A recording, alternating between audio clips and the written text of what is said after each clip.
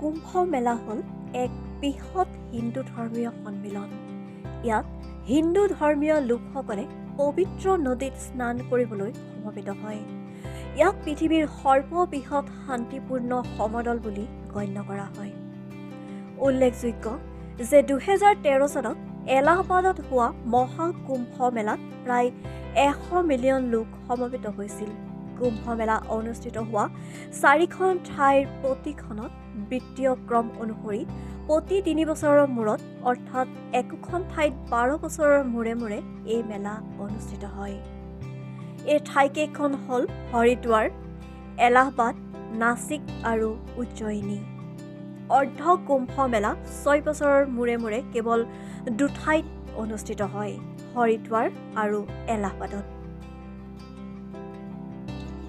এই ঠাইকেইখনত থকা পবিত্ৰ নৈকেইখন হ'ল ক্ৰমে হৰিদ্বাৰত গংগা, এলাহাবাদত গংগা, যমুনা আৰু সৰস্বতীৰ সংগম, নাছিকত গোদাৱৰী আৰু উজ্জয়িনীত শিপ্ৰা।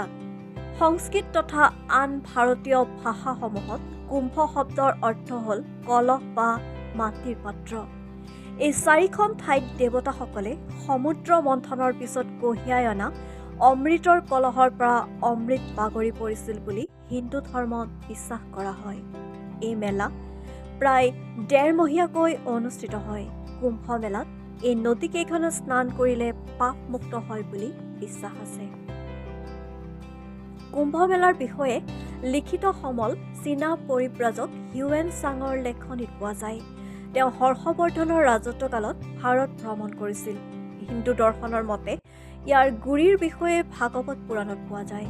সমুদ্ৰ মন্থনৰ কাহিনীটো ভাগৱত পুৰাণ, বিষ্ণু পুৰাণ, মহাভাৰত আৰু ৰামায়ণতো উল্লেখ আছে।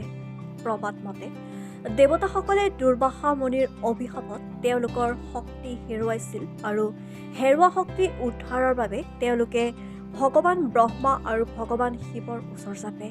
তেওঁলোকে দেৱতাসকলক ভগৱান বিষ্ণুৰ ওচৰলৈ পঠিয়ালে। বিষ্ণুৱে তেওঁলোকক ক্ষীৰসাগৰ মন্থন কৰি অমৃত উলিয়াবলৈ উপদেশ দিলে। ইয়াৰ বাবে দেৱতাসকলে চিৰবৈৰী অসুৰসকলৰ লগত একেলগে সমুদ্ৰ মন্থন কৰি অমৃত ওলালে সমভাগ কৰিম বুলি সন্ধি কৰিব লগা হ'ল।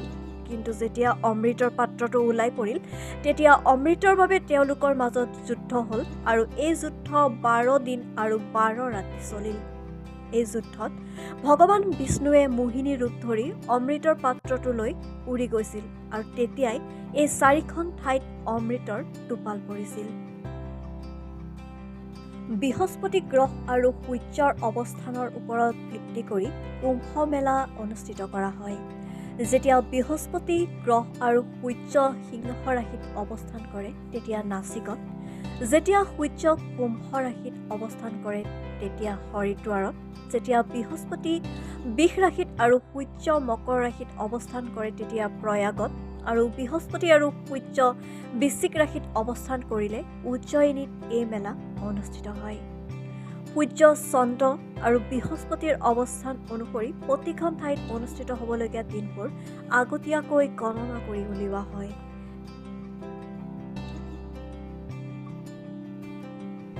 নিউজ ডেস্ক ৰিপৰ্ট, লেংটন বাতৰি।